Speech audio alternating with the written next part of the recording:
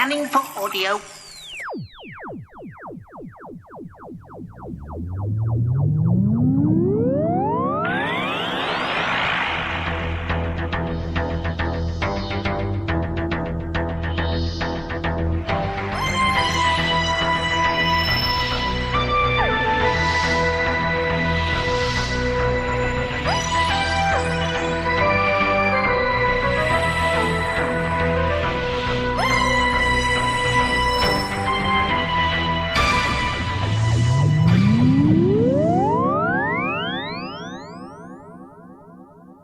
Welcome to a Tin Dog podcast. I am kind of playing catch up. However, there's something I needed to do. I did intend reviewing the Charlotte Pollard Box Set in the same way that I reviewed Dark Eyes Series 1.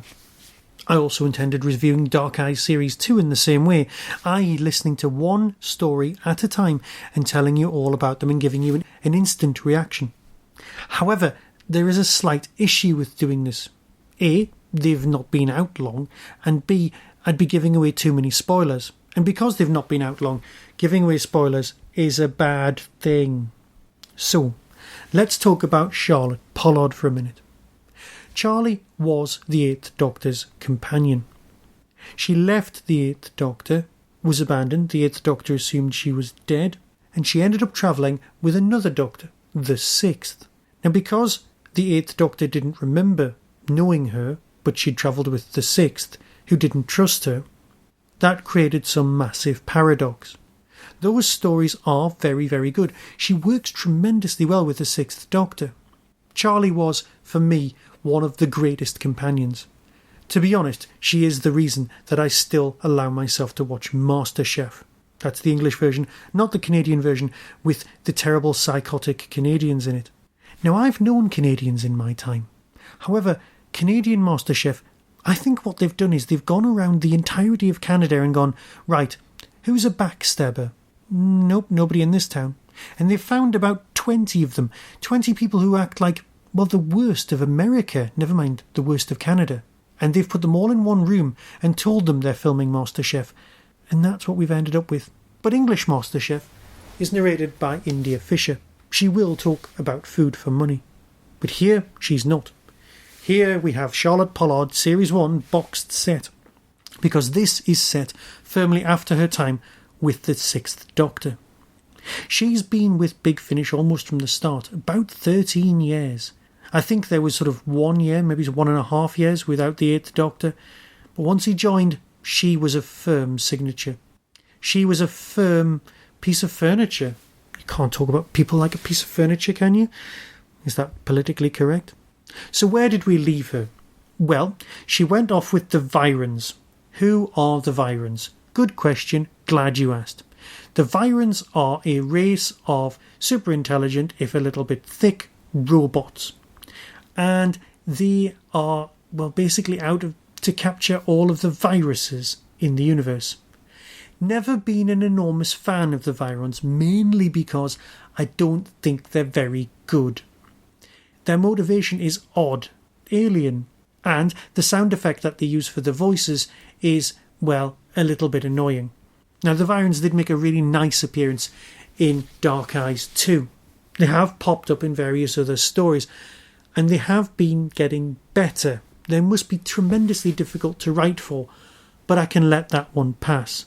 The quest for a new, different alien race after 50 years of Doctor Who must be a mind-blowing thing. So what have we got here in the box set? You've got 4 discs, 4 stories. You've got India Fisher playing Charlotte Pollard. You've got Annick Wills playing Lady Louisa Pollard. Terence Hardiman playing her father. You've got Michael Maloney playing the Virons again. Does a marvellous job. You've got James Joyce in there, not obviously the writer, playing Robert. The cast's actually particularly good. There isn't a bad performance on these entire discs. But what you have got is, well, Charlotte stuck. Because she was taken away by the Virons to, well, give them a helping hand, to be their human face, to be the interaction, to be the detective. She's lived for over 1,000 years because they're awfully good at medical care. It's like getting a job because you like the medical cover, and this has got the best ever. She wants to escape. There are 4 stories. Now, logically, you would have the 4 stories where, well, let's put it this way. When a companion becomes the main focus of a story, they step up and take on the role of the Doctor. For example, Jack Harkness becomes the Doctor in Torchwood, although he's not very good at being the Doctor, which is how come he manages to be a failure and thus provide the conflict. Similarly, Sarah Jane Smith, once she's in charge, she even gets given a sonic lipstick. The only time she ever crumbles is when the Doctor's involved. Apart from that, she's rock hard. So we had to make Charlie step up, become rock hard, become almost Doctor-like so that she can bring the narrative going. But she also has to be true to her original character. Part 1, Lamentation Cipher. This would be where Charlotte tries to escape. Again, I can't really go into any more detail than that because of spoilers. You probably will end up buying this because you've liked Charlotte in the past.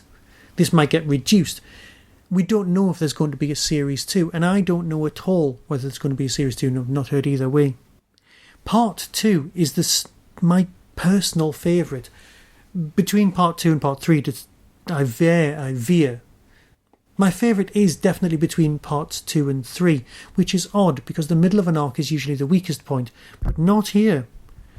Episode 2 is called The Shadow at the Edge of the World, an almost exclusively female cast. It has the feel of a Lovecraftian story, or perhaps something by Auguste Deleuze. It's menacing, it has atmosphere in spades, it's damn right creepy. If you were just going to hear one of these, I'd definitely give this one a go, but of course you can't do that, you need to buy all 4.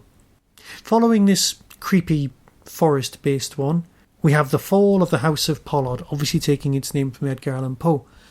And obviously from the title of the disc, you can work out that Charlotte finally makes it back to her parents, years after her original departure.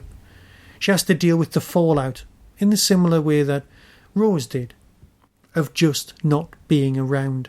What's happened to her family, what's happened to the fact that they tried to search for her, references to other various stories. There are mentions of the Doctor are few and far between in these entire discs.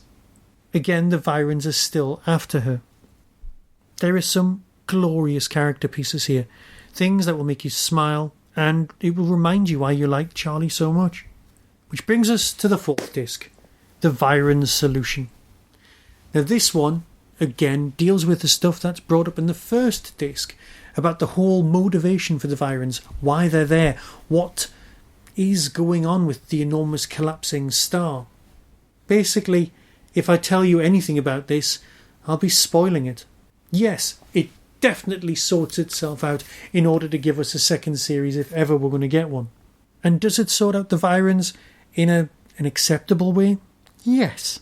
It's not the best box set in the world, but stories 2 and 3 are definitely the high point.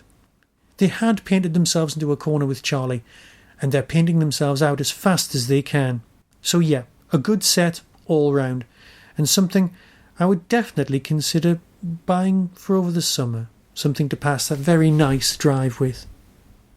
So I'll fade away and review something else very, very soon. Be seeing you. On Saturday, August the 30th, at the Derby Inn Quad, Hooverville 6 will take place. Guests include Peter Davison, David Troughton, Michael Troughton making an exceptionally rare appearance together, producer Derek Sherwin, and musical maestro Dominic Glynn, Terry Davros Malloy, and Deborah Watling, and Sinead Michael from Series 5 of Sarah Jane Adventures. And as always, a gaggle of podcasters and merchandise dealers' room. Tickets are priced between £10 and £40. Visit the Derby Quad website for more details and to order tickets. My name is India Fisher and I am here doing the Charlotte Pollard spin-off series. Knowledge of Charlotte Pollard expunged. And it just feels like coming home. Remind me, back there just now, who was accusing who of going mad? That's quite enough from you, Robert. Now shut up and drive. I'm just very flattered that, people are interested in Charlie as a sort of, alternate thing to without her Doctor.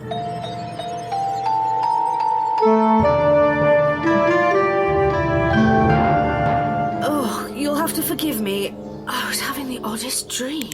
You've got precisely 10 seconds to explain exactly who you are. Perhaps you'd like to tell me where I am. Hi there. Oh, hello.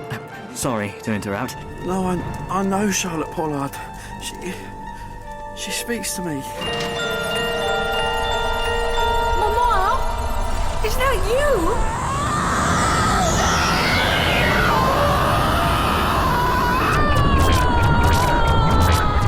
Tell me about the ship. Griffin, show the Viren craft. Viren? Back so soon? The mission is completion. I don't suppose you've ever heard of the R101. Of course. Hasn't everyone? Please don't do this. There has to be another way. I mean, the time paradoxes alone are mind-boggling. I don't really see I have any choice in the matter. I'm surprised at you, Louisa, given our experiences, not to mention the Grangers all that time ago. Be quiet, Richard, dear. What are you doing? Oh, Charlie. Oh, Charlie. There's a light! A figure! A face! I must say, you're being remarkably sanguine about all this.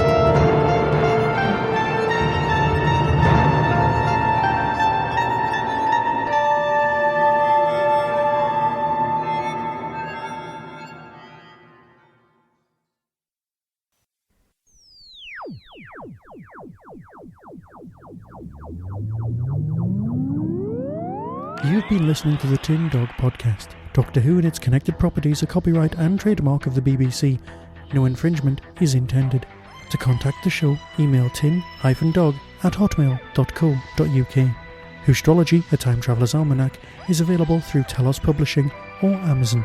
Visit www.whostrology.com for further information. The Tin Dog Podcast is a founder member of the Doctor Who Podcast Alliance.